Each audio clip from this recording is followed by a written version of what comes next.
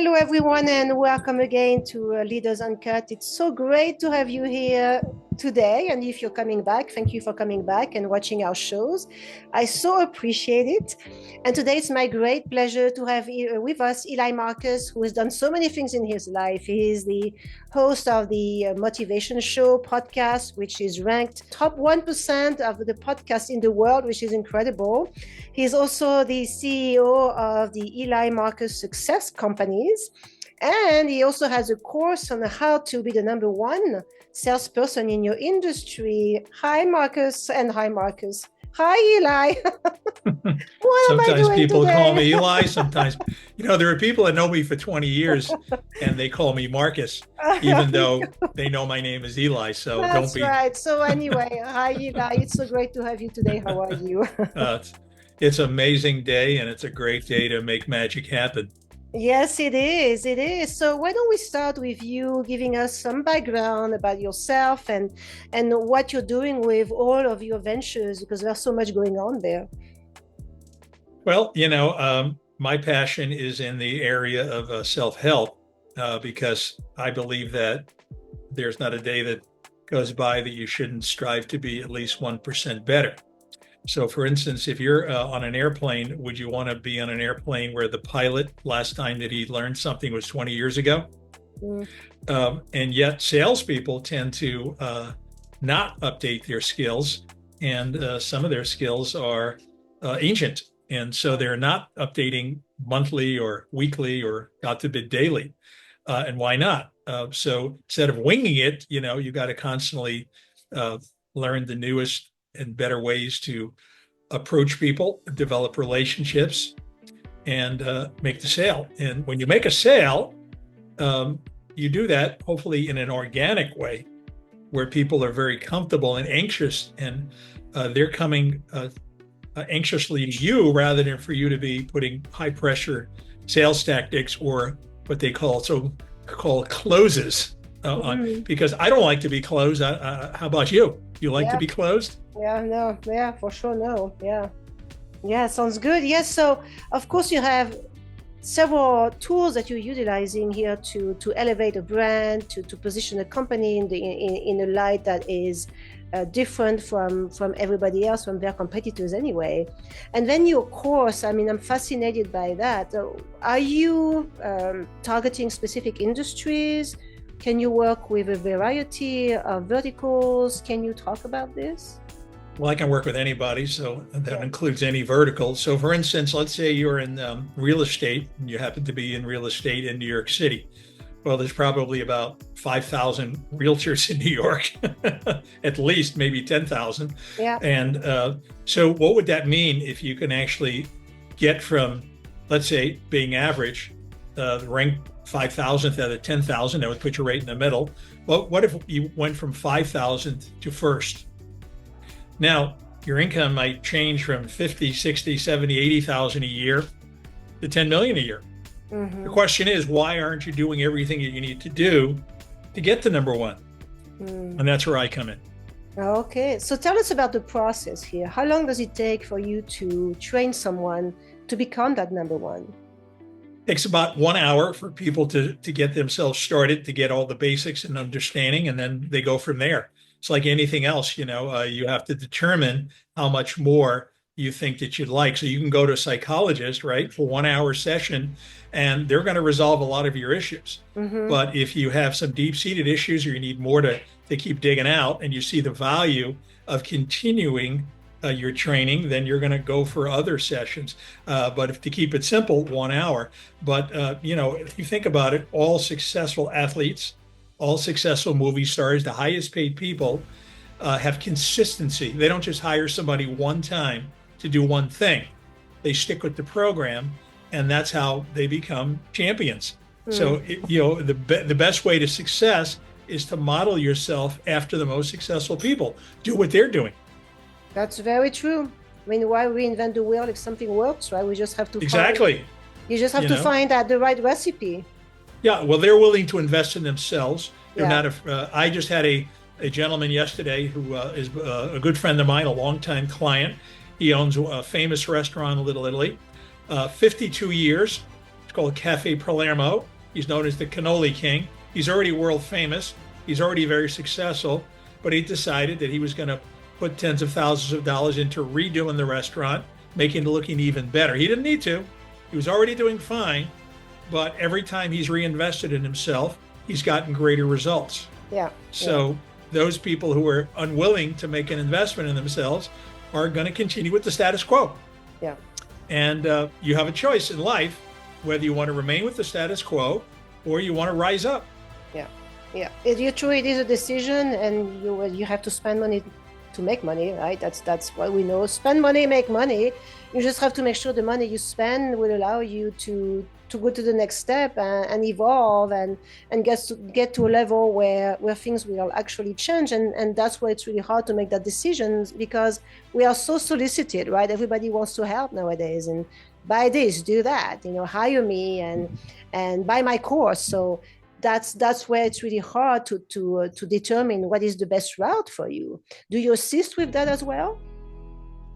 Well, I don't think it's that difficult to weed out the wheat from the chaff, as they say, because you're either going to get a sense by gestalt of who is capable of leading you to the promised land. So if you're looking to write a bestseller, who do you go to? The person who sold 5,000 books or the person who sold 600 million books? Yeah. Right. So I have a friend who sold 600 million books. It's a #1 bookseller in history for nonfiction in a series.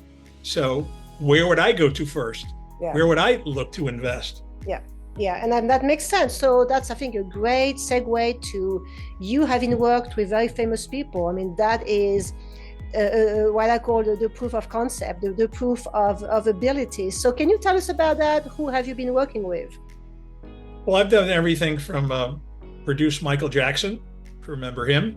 Some pretty good songs along the way. And we had him at Carnegie Hall in the year 2001. That's 24 years ago. And I've worked with hundreds of other well-known people.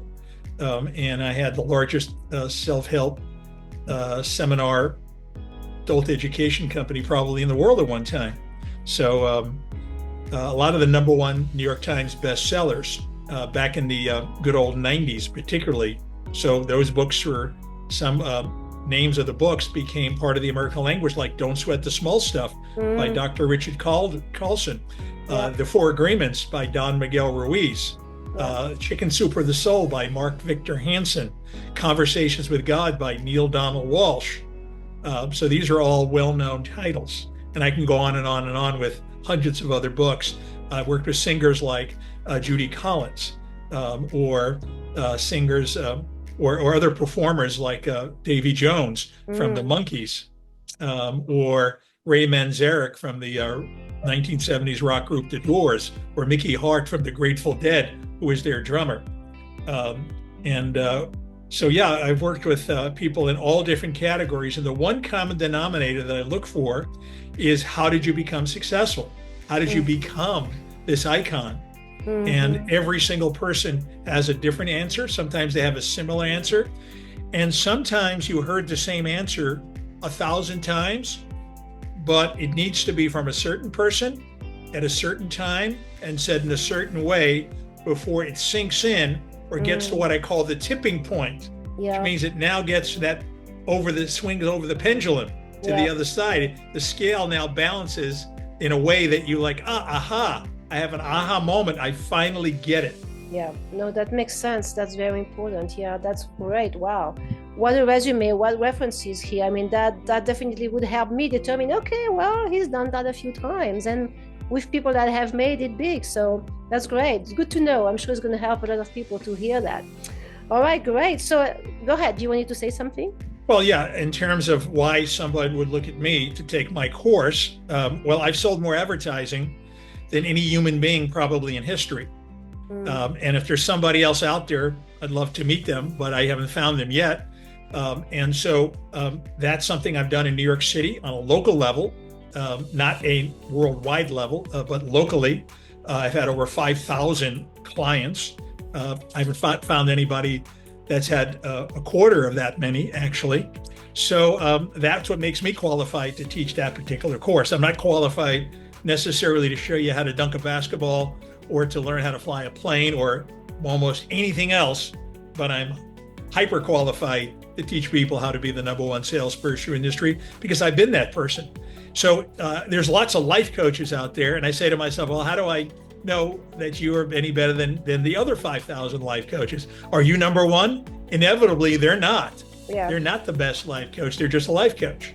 Yeah. So I rank number one. And so I recommend to people, find the people that rank number one. Okay, no, that's true. So where can people find your course? Well, I don't give the course out except by request, believe it or not, and I only teach it when I'm in the mood to teach it. So they can either come to New York City or to South Florida, wherever I happen to teach it live, or they can go on my website, Eli M. Marcus, that's EliMMarcus.com. And so when I announce that, they can come and take it, or they can simply email me and I'll give them the course one-on-one. It's motivate@gmail.com. That's motivate, the number 2, the letter Z @gmail.com. Be happy to give somebody a one-on-one course, which is probably going to be the best way to take it anyway, where they can ask me direct questions. Okay, all right, well, great. So we'll make sure to communicate those 2 domain names. That's great. Thank you. All right, now something that you told me I find fascinating. You also you are known to have become the mayor of Townsquare.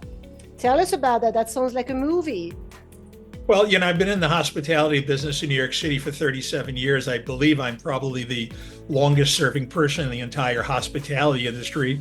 It's probably 50,000 or more people in New York City in the industry. Tells you how old I am. But yeah, so what happened is about 15 years ago, a top producer of Broadway shows, when we had a meeting, he said, everywhere I walk down Times Square, I seem to bump into you. Every meeting I go to, there you are. He says, you really are the mayor of Times Square. That's going to be your new title. Oh, so there we go. That's what it is. So you are very knowledgeable on New York, I would imagine then.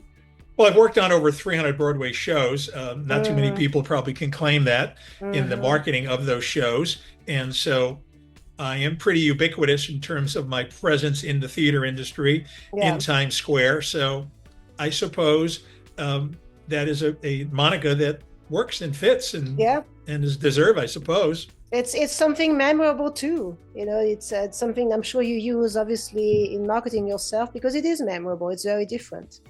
Well, I don't really go out and volunteer it necessarily. I let it happen organically if others want to discuss it. I'm not much for self-boasting or self-promotion unless somebody asks me a question, which I will answer very directly and give them a succinct reason why, or definitely answer the question in a truthful way. But I don't really go out and tell people, hey, I'm the mayor of Times Square. In fact, I didn't even use the title for most of the 15 years. I was asked by a publisher if I'd be willing to have a column where we talked about myself as the mayor of Times Square. So, it took me a while where I kind of then agreed, okay, sure, let's have a little fun with it.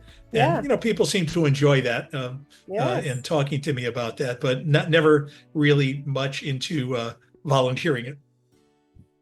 I can understand that. Okay, so great. So Eli, I'd love to have your insight on how do you foresee the future of sales? I mean, we have now so many new technologies coming to our face at the speed of light, and it feels like every day there's a new one that's popping up and challenging maybe everything we knew and challenging our ability to pivot as quickly as we would like to. So what's your insight? What's your point of view on that? How should anyone in sales or in marketing adjust to that new environment and use those new technologies as efficiently as possible? Well, first, number one, you have to establish yourself as the expert, because going back to what we were talking about before, there's thousands of people with a similar title doing the similar thing. How do you choose from all that? It gets overwhelming. And so one of the ways that you stand out from the pack is establishing yourself as an expert, which you're actually doing right now by doing a podcast. It's what I'm doing as well, because people tend to, look at somebody who's doing a podcast, meaning that they must be pretty good at what they're doing. And most of us are, otherwise we wouldn't be doing that podcasts in that niche. You can write a book, you can do a blog, but anything that you're doing needs to establish yourself as an expert, be an influencer on social media. Number two is we need to do things easier. Now, I've probably made more cold calls than any human being on earth, definitely over 30,000, but I don't recommend that people do 30,000 cold calls. I don't think that's the right way to do it. You need things to happen more organically for you without forcing it, without pushing it, without, getting all that rejection. Yeah. And the best way I found to do that is through collaborations. You let other people endorse you. Find other people that you can do things with and for, and then they organically will want to refer you. So we all want referrals. We don't want to be chasing people. Yes, that's very true. And you have to build your network. And this is why I love podcasts or videos, any type of medium where people just have to learn in a passive way, because we are so constantly asked to read something or stimulated, and our brain gets tired. So these are the type of medium that are much more easy to swallow and to remember too. That's why I always love to tell people, try doing a podcast, try doing videos where you are actually talking about something that would be beneficial to your audience, and then you establish your status as expert a lot faster that way. Yeah, also speaking engagements will establish you as an expert, because the person who's in front of the room is the person that people respect. And it's a lot easier to make a sale when it's 150 people in front of you versus one-on-one, because the law of averages says that if you approach 10 people, you might, depending on your industry, you might get 1 sale, 2 sales, 3 sales. But if you have 150 people in front of you, think about how that law of averages now changes. So that's another thing. People have to be trained. Most people are scared to death of speaking in public, right? It's for many, it's a fear that's much stronger than the fear of death itself. Well, it is, and I would have a greater fear of not speaking. Because if you don't speak, you're going to have a lot less sales. You're going to have a lot less relationships. You're not going to be perceived as the expert in the same way. So that's what I would do. I would find a way to get over that fear, overcome it. I worked with a book author who wrote the book on fear, the first major book on fear, called Feel the Fear and Do It Anyway, by Dr. Susan Jeffers. That was written probably 40 some odd years ago. Yeah. But if you think about the title, I think you should get the book, but you don't have to get the book if you can understand the title. Feel the fear and do it anyway. That doesn't say eliminate the fear. Yeah. It just says feel it, acknowledge it. It's okay to be nervous. It's okay to be scared. What it's not okay to do is run away from it and, not do what you need to do. Yeah. So feel the fear, acknowledge it. You won't die. Go out and believe me, each time that you do it, you'll get better and better. You'll get better. I was just going to tell you. It's just like skiing. You're not going to go out the first time and go down that Black Diamond Mountain. Yeah. I guarantee you that. But if you keep training, at some point, you're going to be a fairly decent skier. But that goes for anything. Learning a language. Yeah. The first time, try to, play a musical instrument. If you're just going to do it the first time and judge it based on the first time, you might run for the hills. And it's okay to fail. I mean, I've done several speaking engagements where I was far from great. But guess what? It was practice. And it also taught me a few things that were critical into improving. And the more you do it, just like you say, the more you do it, the better you become at it. And it's easy to criticize anyone who's doing anything anyway. And I've learned to not listen to those people that are criticizing everything you do, because they can't even do it themselves anyway. It's a mindset. And, what I think people should do is repeat a mantra to themselves anytime they're starting to feel anxiety or trepidation, or they're reluctant to make a cold call or do something in their own behalf. There is a paralysis feeling that people will often get. And then the opportunity passes us. What I would do is I would repeat a mantra, which I do to myself: be fearless, be fearless, be fearless, be fearless. Keep repeating that to myself. Keep talking myself into the fact that I'm fearless, because otherwise the mind is telling you other things. It's telling you, well, what if you make a fool of yourself? What if it doesn't go right? Why me? So you're given all this second guessing. Eliminate that from your head and keep the words, positive words in your head. I'm good at this. I'm fearless. Be fearless. Go for it. So that works. That works. I know I meditate every single day for half an hour, and this is exactly what I do during my meditation. I tell myself, I repeat positive mantras, just like you said. I'm okay. I'm smart. I can do it. And the brain believes it. And then it happens that your day attracts exactly those opportunities when you have that positive mindset. But you have to do it regularly, right? And repeat it consistently. Yeah, you have to be in a positive mindset. The minute I wake up in the morning, the first thing I do is I give thanks. The reason I do that is I want to set my day off in the best way possible. Because if you're waking up in the morning, well, you're groggy, you're tired. And then you let the stimuli affect you, and you open up your emails and you get a rejection or something right away, you're going down. So why not set yourself up positively so that you vaccinate yourself from the negativity that's inevitably going to happen during your day. So successful people are not people who don't have challenges and problems during the day. Successful people are the ones who are able to just shrug it off, like water off a duck's back, and just continue to move because they have positivity. So very true. And it's an exercise. It takes discipline, just like everything else. It takes discipline. That's something you have to remind yourself and just apply. Because for me, what the biggest driver for me is always thinking of myself on my deathbed when I'm 120 years old, because I know I'm going to live a long life. But anyway, and looking back and thinking, oh, what would have happened had I done that? I will never want that to happen. So it's my motivator to go for it. No matter what happens, go for it, because life is short. Yeah, so when they interview people who are 90 and 100 years old and ask them what do they regret most, it's not the things that they did, it's the things that they didn't do. Yeah, that's so true. And this is, like I said, it's exactly why I think about this, not all the time, but it creates motivation for me if I have a down day, because I have down days just like everybody else. But that thought triggers right away some endorphins. Well, I can tell you that one of my favorite quotes, Catherine, is it's better to have failed than never to have tried at all. Yeah, I know. And I would rather fail at something than to look back and say, I was cowardly. I didn't have what it take, or I didn't have the proper mindset.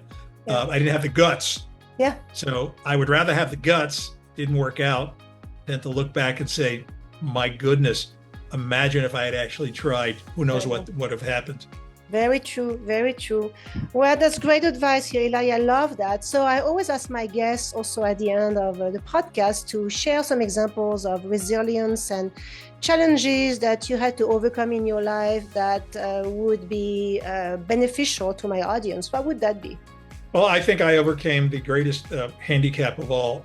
And I think that there are hundreds of millions of people who have the same issue that I do, something called shyness. So I was painfully shy when I was in school. I always watched everybody up in front of the room and in front of the class, raising their hands, having a good time. I was the person in the back of the room, didn't want to be called on, whereas others are raising their hand, me. And I learned to become more of that person, because those are the people that seem to have all of the, at least at that time, my interest was maybe nice to have some more girls there to get interested in me, right? Yeah. But that applies to business and everything else. And so that applies to popularity. And who doesn't want to be popular? Well, why do you want to be the person in the back of the room that nobody cares about?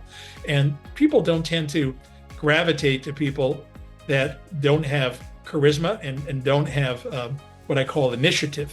So you have to be bold, have initiative. People admire that. If you think about the leaders, they all are bold and they have initiative. And so, so that's what I try to strive for. So if I can overcome that, you can overcome that. Anybody can overcome that and become a successful person. But you have to work at it. And I used to go to the bookstore and used to buy every self-help book I possibly can to learn how, I could overcome this. And I also watched other people and modeled myself after the comedians and other people that I wanted to be more like. And then I just started to act more like that. while still trying to be my authentic self. So what I learned is that we have multiple selves, not in a schizophrenic way, but we have multiple personalities depending on the environment that we're in. So when we're home with our family, we may act a certain way, but we're out in public with our friends, we act another way. Then we're on a stage, we can become a whole other person. Michael Jackson, he was painfully shy. When he got on a stage, he lit up like a Christmas tree.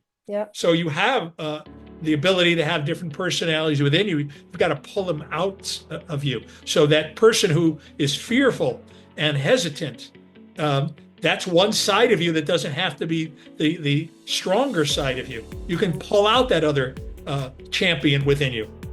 Yes, such great advice. I love it. You're right. I mean, I was shy, very shy when I was younger.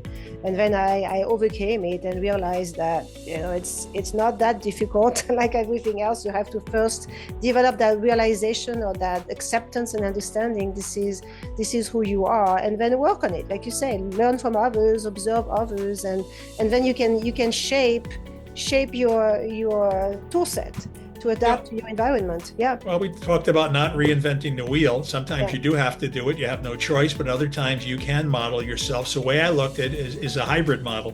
I'm always going to look at the best of the best, see what I can kind of adapt from that. And then I incorporate my authentic self, mix it up a little bit, put it in a blender, and then I have a one-of-a-kind human being. But I'm also using the best traits from others that just work. And so, again, I'm not going to reinvent the wheel, but I need to have that authenticity of who I am and be proud of who I am and realize that there's power within me that sometimes, we haven't awakened yet. That's all. That's true. Very true. Great advice. Wonderful. Well, thank you so much for your time here on the podcast. Thank you, Catherine. It's been a blast. Yeah, I really appreciate it. Time flies. Time flies. Anything you would like to add that maybe we have not discussed and that should be addressed? Well, I think that the first thing people need to do is decide every day and write down your goals, first of all, because you can't hit the target that you can't see. And the best way to hit that target is to have something written. And once you've done that, just go out and be fearless and just keep putting it. Don't be afraid to invest in yourself, because if you pour the coins from your purse into your mind, the mind is inevitably going to pour 10,000 times the amount of coins back into your purse. I love that visual. That's the first time I hear that visual. It's very powerful, very true. Well, thank you so much. It was great again. We will share again your contact information so that people can get hold of you. And I appreciate everything that you're doing. And again, congratulations on this incredible journey of yours. Yeah, and I encourage folks to watch me on YouTube. All you got to do is put in The Motivation Show or listen to me on Spotify or Apple Podcasts, because what I do is I interview those people that I want to learn from and I want to model from. So if I'm learning from them, you'll learn from them as well. That's great too. I'll make sure to share that YouTube channel as well. Again, thank you so much. Thank you everyone for watching. Make sure to share this video on your networks. We're here to help each other out. That's very important. I cannot do everything on my own. I will share everywhere. But if you do the same thing, you may very well help somebody who desperately needs the advice and the counsel, the experience of Eli in their world. And if you do that, you give them a chance to create that transition to a more powerful and probably happier life. So I all encourage you to do just that. And remember to subscribe to the channel. I would appreciate it. And we will see you next time.